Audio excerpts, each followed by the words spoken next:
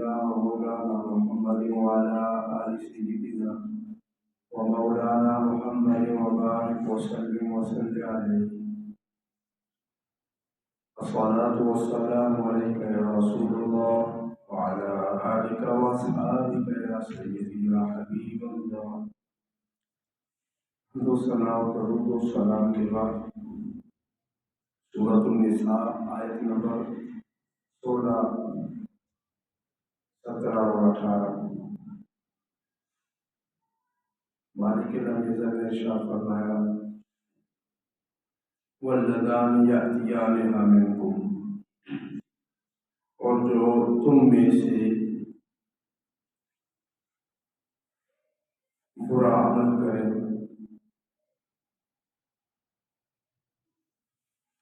فآذوہما،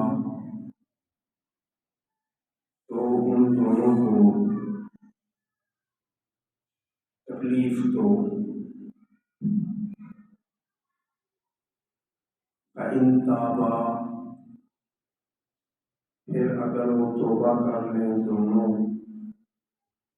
وأصلحا، اور اپنی اصلاح کر لیں، فأعرضوا عنہما، تو ان سے تم منہ پھیر لو. ان اللہ کان توابا رحیما، بے شک اللہ تواب ہے، رحم فرمانے والا ہے. انما التوبۃ علی اللہ، بے شک اللہ کے ذمہ کرم پر ہے توبہ قبول کر لینا. للذین، ان لوگوں کے لیے، یعملون السوء بجہالۃ، جو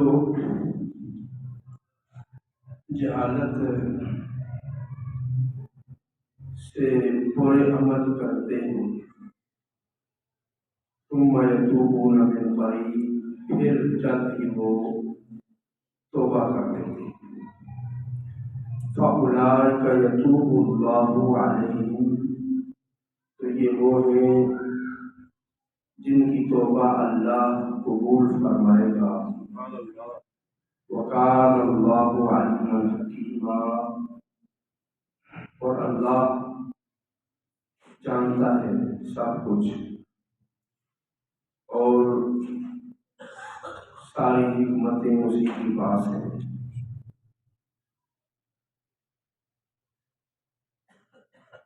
ان دو آیات میں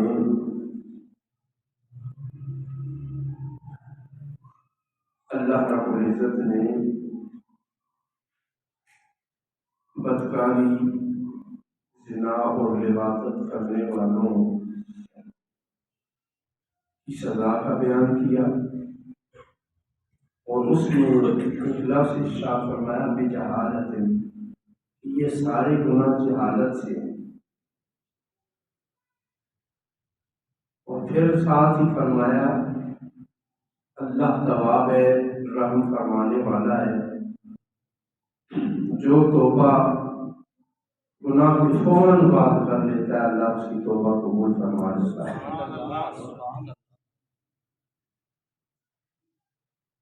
اور چوتھا یہ فرمایا کہ جو بدکار ہیں ان کو اذیت دو، تکلیف دو، لیکن اگر وہ توبہ کر لیں اور اپنی اصلاح کر لیں تو پھر تم ان کے اس گناہ کو فراموش کرو اور اس کو بنیاد بنا کر انہیں آر مت دلاؤ.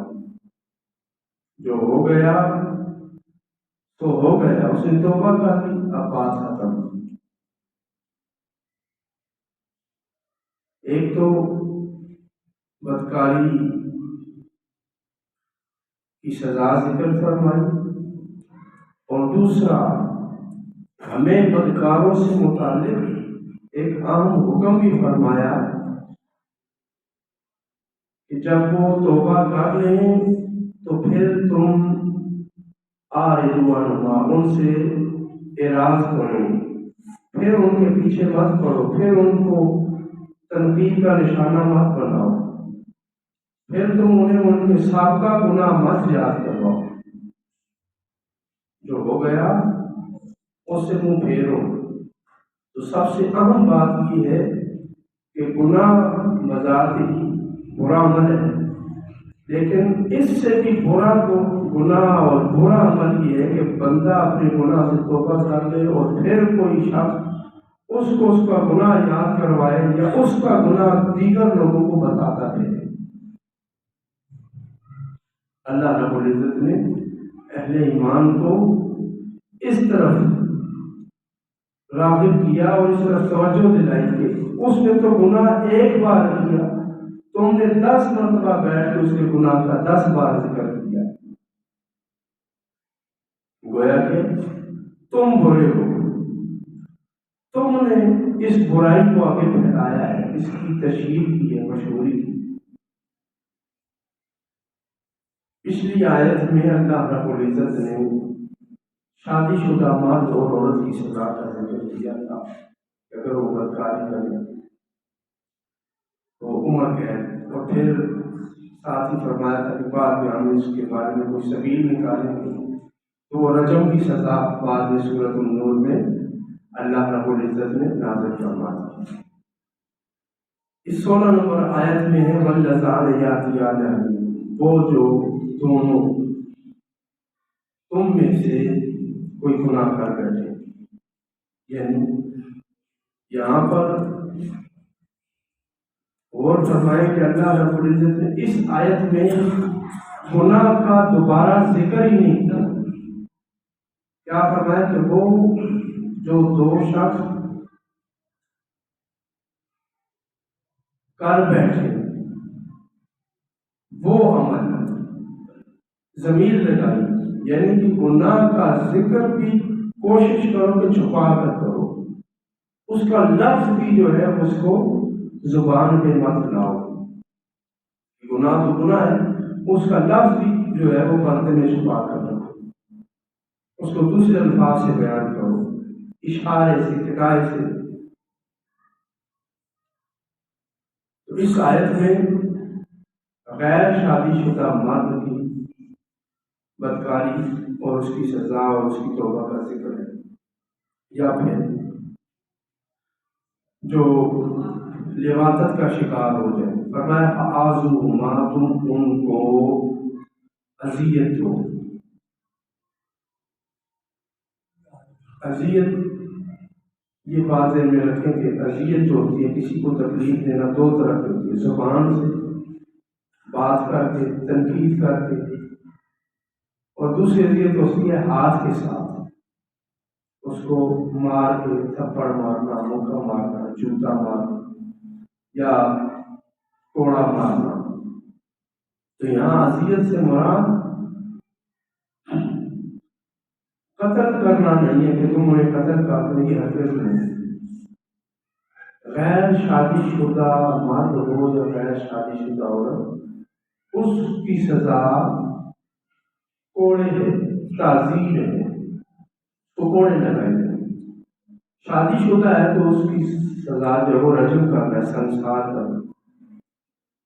मैं फाज़ूमा, उनको अजियत दो, यानी अजियत की हम वजाहत नहीं की कि जुबान के साथ या हाथ के साथ या किसी चीज के साथ। अहले अरब को सिर्फ अजियत तक का हुक्म किया कि उन्हें अजियत दो। अब अजियत क्या है?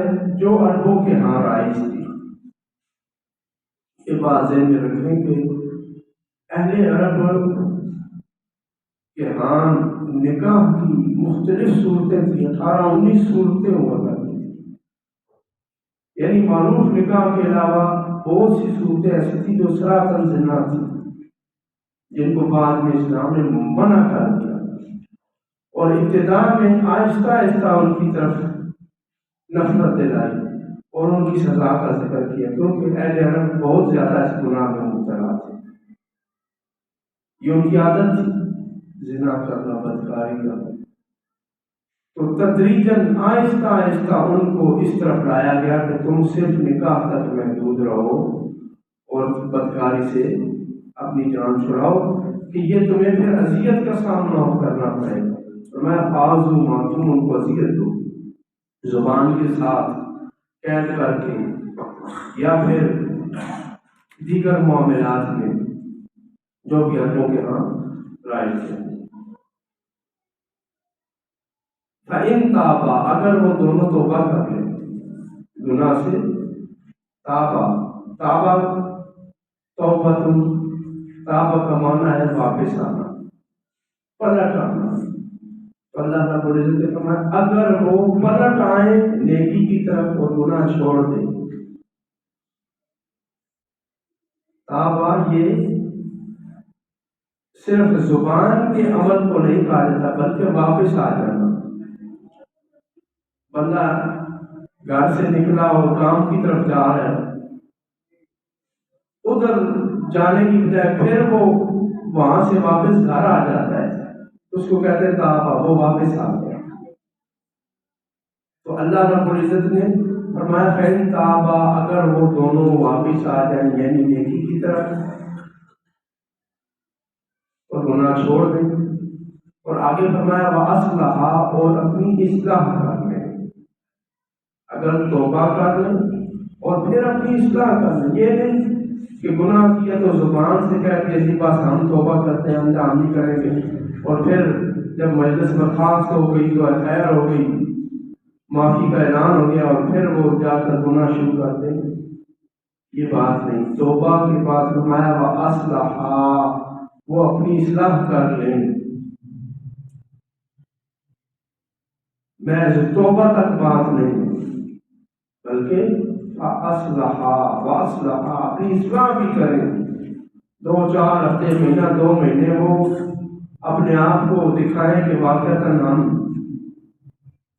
نے اپنی اصلاح کر لیا۔ فَأَعْرِضُوا عَنْهُمْ، تو اب ان کا پیچھا تم چھوڑ دو، اب ان کو چھوڑ دو۔ ہمارے یہاں توبہ صرف جان چھڑانے کا نام ہے کہ بس میں آئندہ نہیں کروں گا، توبہ کرتا ہوں، پھر وہی گناہ، تو توبہ یہ نہیں ہے۔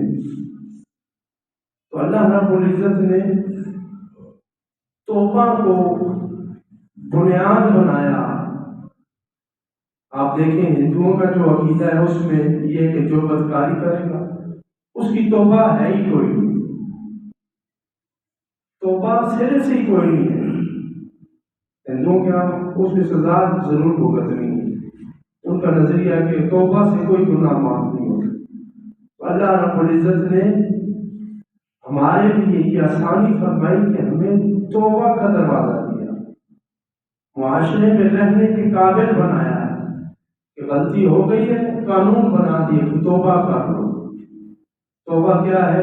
اپنے گناہ پر شرمندگی کا اظہار، پھر اس گناہ کو چھوڑنے کا وعدہ، اور نمبر 3 آئندہ کبھی بھی اس گناہ کی طرف نہ جانا۔ یہ 3 چیزیں ہوں، ندامت ہو کہ میں نے جو کیا ہے غلط کیا ہے، میں اب اس کو چھوڑتا ہوں، اب نہیں کروں گا، اور پھر کبھی اس کی طرف نہ پلٹنا، تو یہ توبہ ہے۔ گزشتہ زمانوں میں دیکھیں بنی اسرائیل کے عابد کا ذکر ہے کہ وہ اس نے 99 قتل کیے، کیا تو انہوں نے کہا تیری توبہ ہی کوئی نہیں، واقعتاً۔ لیکن اللہ رب العزت نے اس امت پر خاص یہ کرم فرمایا ہے کہ ان کے لیے توبہ کا دروازہ کھول دیا، قانون بنا دیا کہ تم توبہ کر لو۔ ان اللہ کان توابا، پہلے کہا کہ اللہ تواب ہے، توبہ قبول کرنے والا ہے، رحیمہ، اس لیے کہ وہ رحم فرمانے والا ہے، اس کی رحمت کا تقاضا ہے کہ بندہ اس سے گناہ ہونے کے بعد فوراً توبہ کر دے۔ انما التوبۃ، ساتھ یہ بھی فرما دیا کہ اللہ تواب ہے، بہت زیادہ توبہ قبول کرنے والا ہے۔ داتا گنج بخش علی حجویری فرماتے ہیں کہ ایک بندے نے توبہ کی، اس توبہ کو توڑ دیا، پھر توبہ کی، پھر گناہ کار بیٹھا، پھر شرمندہ ہوا، توبہ کی، کرتے کرتے 70 بار اس نے توبہ کی اور پھر توبہ توڑ دی۔ پریشان ہوا، مایوس ہوا کہ اب تو شاید میرے لیے کوئی راستہ ہی نہیں ہے، کہ میں نے تو کئی دفعہ توبہ کر کے توڑ دی۔ تو اللہ رب العزت نے فرمایا اے میرے بندے، اب بھی تو مجھ سے مایوس ہوا ہے، میں تیری توبہ سے مایوس نہیں ہوا۔ اب بھی تو توبہ کر لے تو آ جا، میری رحمت تیرے استقبال کے لیے آ جائے۔ تو فرمایا انما التوبۃ علی اللہ، توبہ اللہ پر ہے۔ جو عربی زبان جانتے ہیں ان کے علم میں یہ بات کہ علا کا معنی جو ہوتا ہے یہ کسی چیز کے لازم اور فرض ہونے کے لیے آتا ہے، کسی چیز کے لازم، فرض یا واجب ہونے کے لیے آتا ہے۔ جس طرح فرمایا کتب علیکم الصیام، تم پر روزے فرض کیے گئے۔ علا کا جو معنی ہے مطلب قالت علیہ، ایک صحابی کا واقعہ ہے کہ جنازہ حاضر ہوگی، عرض کی گئی رسول اللہ نے کہا دینا، حضور نے کہا میں جنازہ نہیں پڑھا تھا۔ تو ایک دوسرے صحابی کھڑے ہوئے، علیہ یا رسول اللہ، اس کا جو قرض ہے وہ میرے اوپر ہے، میں اب ادا کروں گا۔ تو علا کا معنی کس کے لیے آتا ہے؟ لازم اور فرض کے لیے۔ اللہ رب العزت نے اس آیت میں کیا فرمایا؟ انما التوبۃ علی اللہ، توبہ اللہ پر فرض ہے، لازم ہے۔ ظاہری معنی یہی ہے عربی لغت کے حوالے سے۔ اب سوال ہے کہ اللہ پر تو کوئی چیز لازم کر ہی نہیں سکتا، اللہ پر کوئی چیز لازم کر ہی نہیں سکتا، کوئی چیز اللہ پر فرض ہی نہیں ہے۔ گناہ بندے نے کیا ہے تو اللہ پر کیسے لازم ہو گیا؟ تو بات یہ ہے کہ اللہ رب العزت نے یہ جو کہا نا مجھ پر یہ فرض ہے، یہ محض اس توبہ کی اہمیت بیان کرنے کے لیے فرمایا کہ اے بندے دیکھ، تو نے گناہ کیا لیکن تیری توبہ کو میں نے اپنے اوپر لے لیا ہے کہ تو بس ایک بار توبہ کر تو صحیح، میں قبول کرنے والا ہوں۔ تو توبہ کرے گا تو مجھ پر ہے، میرے ذمہ کرم پر ہے کہ میں اس توبہ کو قبول کروں۔ گویا کہ اللہ نے اپنے اوپر اس توبہ کو فرض قرار دے کر انسان کو اپنے رحیم و شفیق اور رحمت کا مستحق بنا کر یہ بتا دیا کہ اے بندے دیکھ، تو گناہ کرنے میں کس قدر لذت محسوس کرتا ہے اور میں تیری توبہ قبول کرنے میں کتنا لذت محسوس کرتا ہوں۔ تجھے گناہوں میں انہماک ہے اور مجھے تیری توبہ سے غرض ہے۔ اس لیے ہمارے انما التوبۃ علی اللہ، توبہ اللہ کے ذمہ ہے۔ اللہ رب العزت نے توبہ کو اپنے ذمہ لے لیا، کسی انسان کے حق پہ نہیں رکھا۔ انسان نے قبول کرنی ہے توبہ، کس نے قبول کرنی ہے؟ اللہ نے۔ یہ بندے کا اور اللہ کا معاملہ ہے۔ اور اللہ رب العزت نے فرمایا للذین یعملون السوء بجہالۃ، یہ توبہ ان کے لیے جو جہالت کی وجہ سے گناہ کر بیٹھتے ہیں، نادانی کی وجہ سے، علم نہ ہونے کی وجہ سے۔ اب یہاں پر جہالت کا لفظ تو آپ سب سمجھتے ہیں، لیکن مفسرین نے ایک معنی اور لکھا جہالت کا۔ امام طبری نے 3 معنی لکھے اس کے، اور ایک معنی یہ لکھا ہے انما التوبۃ علی اللہ للذین یعملون السوء فی الدنیا۔ جہالت کا معنی ہے دنیا، جہالت کا معنی ہے دنیا۔ اور امام طبری آگے فرماتے ہیں کہ یہ دنیا جو کچھ بھی ہے، دنیا کا اطلاق جس پر آتا ہے، دین کا نہیں، دینی امور کا نہیں، دنیا خالصتاً جو دنیا ہے یہ کلھا جہالت، الدنیا کلھا جہالت، دنیا سراسر جہالت ہے۔ دنیا کیا ہے؟ سراسر جہالت ہے، نہ واقفی ہے، نادانی ہے۔ کہ دنیا میں انسان نادان ہوتا ہے، جو بھی بندہ گناہ کرتا ہے اس دنیا کی وجہ سے کرتا ہے، دنیاوی امور میں مشغول ہونے کی وجہ سے کرتا ہے۔ اس لیے فرمایا کہ دنیا جہالت ہے، یعملون السوء بجہالت، جو اس دنیا میں گناہ کرتا ہے، یعنی اب جب تک دنیا میں موجود ہے۔ ایک روایت ہے کہ نبی صلی اللہ علیہ وآلہ وسلم نے جبریل سے پوچھا، جبریل بتاؤ کہ توبہ کی آخری حد کیا ہے کہ قبول اللہ فرما لیتا ہے؟ جبریل علیہ السلام نے عرض کی، یا رسول اللہ صلی اللہ علیہ وسلم، اگر بندہ اپنی موت سے 1 سال پہلے گناہ چھوڑ دے اور توبہ کر لے اور سال بعد اس کی موت واقع ہو جائے تو اس کی توبہ اللہ قبول فرماتا ہے۔ تو انہوں نے فرمایا سال تو بڑا لمبا عرصہ ہے، یہ تو توبہ کے لیے بہت تھوڑی مہلت ہے، کم ہونا چاہیے۔ کرتے کرتے 1 مہینہ رہ گیا تو حضور نے فرمایا یہ 1 مہینہ بھی تھوڑا ہے، یہ مہینہ بھی توبہ کے لیے تھوڑا ہے۔ ہو سکتا ہے بندہ آخری وقت موت کے وقت توبہ کرنا چاہتا ہو،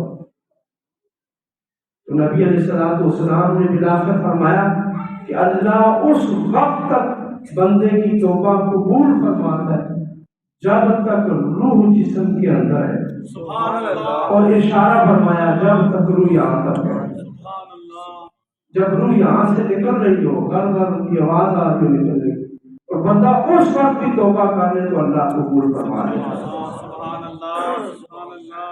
فرمائے انما التوبۃ علی اللہ، یہ توبہ اللہ کے ذمہ ہے، اور ان کی بالخصوص فرمائے للذین یعملون السوء بجہالۃ، جو گناہ کر بیٹھتے جہالت کی وجہ سے۔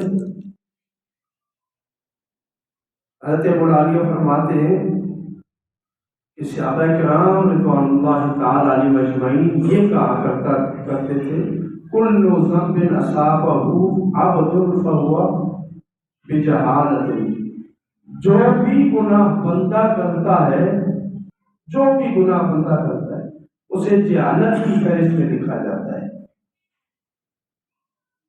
اور صحابہ کرام رضوان اللہ تعالی علیہم اجمعین کا اجتماع ہے، اجماع اس بات پر کہ ہر وہ عمل جو گناہ کا ہے اگر بندہ کر لے تو اس کو نامہ اعمال میں جہالت لکھا جاتا ہے، عمدن کان او غیرہ۔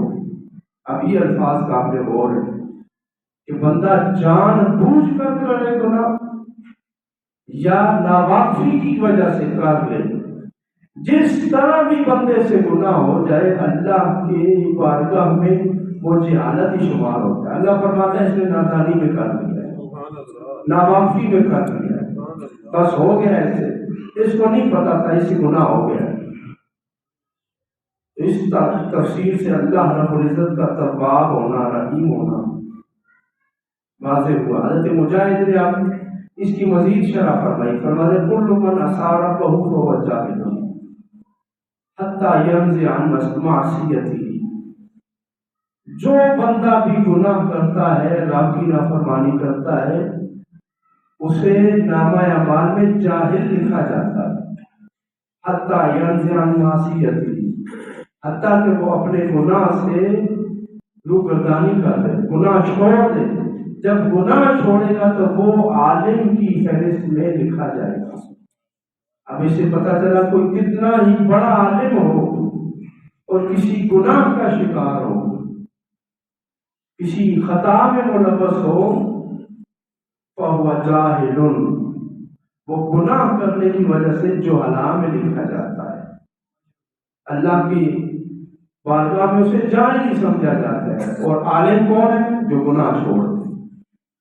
اب اس آیت نے ایک اور مسئلہ بھی حل کر دیا کہ عالم اور جاہل میں فرق کیا ہے، عالم کس کو کہتے ہیں اور جاہل کس کو کہتے ہیں۔ محض علوم جان لینا علم نہیں ہے، بلکہ گناہ چھوڑ دینا یہ علم ہے۔ دراصل علم یہ ہے کہ بندہ گناہ چھوڑ دے، حرام چھوڑ دے، مکروہ تحریمی چھوڑ دے، مکروہ تنزیہی چھوڑ دے۔ اب ان چیزوں کو جب وہ چھوڑے گا، ان سے بچے گا، ظاہر سی بات ہے وہ ان کو جانتا بھی ہے۔ تو جو شخص گناہ سے بچتا ہے، اپنے آپ کو بچاتا ہے، در حقیقت وہی عالم ہے۔ اور جو گناہوں میں ملوث ہے، جتنی مرضی کتابیں پڑھ لے، صحابہ کرام رضوان اللہ تعالی علیہم اجمعین فرماتے ہیں فَهُوَ جَاهِلٌ کہ وہ جاہل ہے۔ اسی طرح حضرت مجاہد نے اس کی تفسیر میں فرمایا كُلُّ مَنْ عَمِلَ بِمَعْصِيَةِ اللَّهِ فَذَاكَ مِنْهُ بِجَهْلٍ حَتَّى يَرْجِعَ عَنْهُ مَا دَامَ يَعْصِي اللَّهَ فَهُوَ جَاهِلٌ۔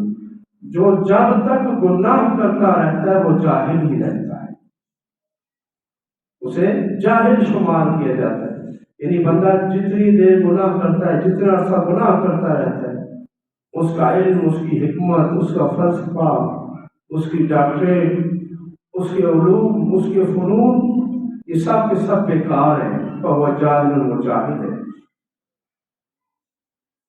تو اللہ رب العزت نے فرمایا کہ جو جہالت کی وجہ سے گناہ کر لیتے ہیں یا جہالت سے گناہ کر لیتے ہیں، اگر وہ یتوبون من قریب بالفور گناہ سے توبہ کر لیں، ثم پھر یتوبون من قریب وہ جلد ہی گناہ چھوڑ کر توبہ کر لیں، تو ایسے گناہ گاروں کی توبہ قبول کرنا اللہ نے اپنے ذمہ کرم پر لے لیا۔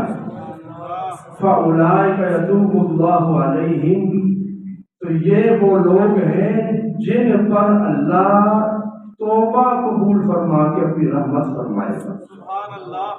توبہ کا اس کی نسبت بندے کی طرف ہو گئے، بندے نے توبہ کی تو معنی ہوتا ہے کہ بندہ گناہ چھوڑ کے نیکی کی طرف آ گیا، اور جب یہ ہو یتوب اللہ، اللہ توبہ فرماتا ہے، تو اس کا معنی ہوتا ہے کہ اللہ اس کا عذاب معاف کر کے اس کو رحمت عطا فرما دے۔ سبحان اللہ۔ گناہ سے واپس اس کو رحمت کی طرف لے آتا ہے۔ وَقَالَ اللَّهُ عَلِيمًا حَكِيمًا اور اللہ سب کچھ جاننے والا ہے، حکیمہ حکمت والا ہے۔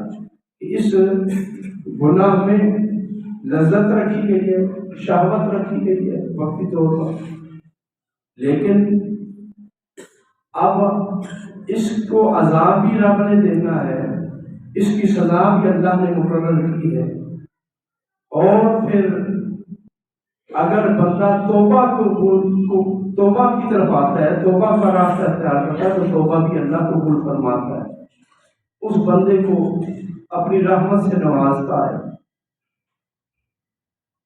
تو اللہ رب العزت نے اس آیت میں یہ قانون بیان کر دیا کہ توبہ جو ہے یہ اللہ کے ذمہ کرم ہے کہ اللہ قبول فرماتا ہے، اور تم کیا کرو جو توبہ کر لے اور پھر اپنی اصلاح کر لے، پھر کیا کرو اعرضوا عنہما ان سے پھر تم اعراض کرو، انہیں ان کے گناہ مت یاد کرواؤ، ان کی گزشتہ خطائیں اور گزشتہ جو ان کا کردار تھا اس کو مت بنیاد بناؤ کہ اب تو اس نے سابقہ زندگی کو خیر بات کہہ دیا، اب وہ نئی زندگی میں آ گیا۔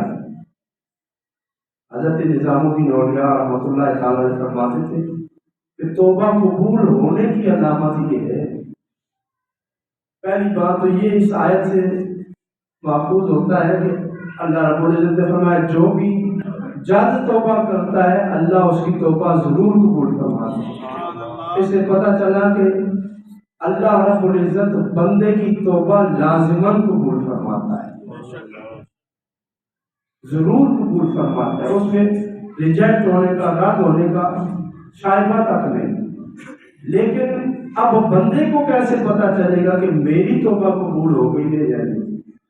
تو حضرت نظام الدین اولیاء رحمۃ اللہ تعالیٰ علیہ فرماتے ہیں کہ گناہ گار کی توبہ قبول ہونے کی علامت یہ ہے کہ پھر اس تائب کو، توبہ کرنے والے کو اپنا سابقہ گناہ یاد ہی نہ رہے، پھر کبھی اس کا وہ ذکر ہی نہ کرے، پھر اس کو کبھی زبان پر بھی نہ لائے۔ عمل سے جو گناہ ہو گیا، ہاتھ سے، پاؤں سے، جسم کے کسی بھی حصے سے، تو توبہ کر لی تو توبہ قبول ہونے کی علامت یہ ہے کہ بندے کے ذہن سے بھی وہ بھول جائے، پھر وہ زبان پہ بھی کبھی نہ لائے، تو بندہ سمجھ لے کہ میری توبہ قبول ہو گئی، کہ اپنے گناہ کو چھپائے، اس پہ پردہ ڈالے، کسی پر ظاہر مت کرے۔ اللہ رب العزت نے فرمایا کہ بندہ گناہ کرتا ہے تو میں ستار ہوں، اس پہ پردہ ڈالتا ہوں، میں اس پہ پردہ ڈالتا ہوں، لیکن جب وہ اپنا گناہ کسی کو بتا دیتا ہے، میں نے اس پر پردہ ڈالا ہے، جب وہ گناہ کسی کو بتاتا ہے تو وہ میری چادر کو اٹھا دیتا ہے، جو پردہ میں نے اس پہ ڈال رکھا تھا اس نے اس کو اٹھا دیا۔ اسی لیے محدثین فرماتے ہیں کہ بندے سے اگر گناہ ہو بھی جائے، بدکاری ہو جائے، کتنا بڑے سے بڑا گناہ ہو جائے، تو وہ اس کو چھپائے اور کسی پر ظاہر نہ کرے، اپنے آپ کو سزا کے لیے عدالت میں پیش نہ کرے، اور اللہ رب العزت سے سچے دل سے توبہ کر لے تو اللہ اس کی توبہ قبول فرما لیتا ہے۔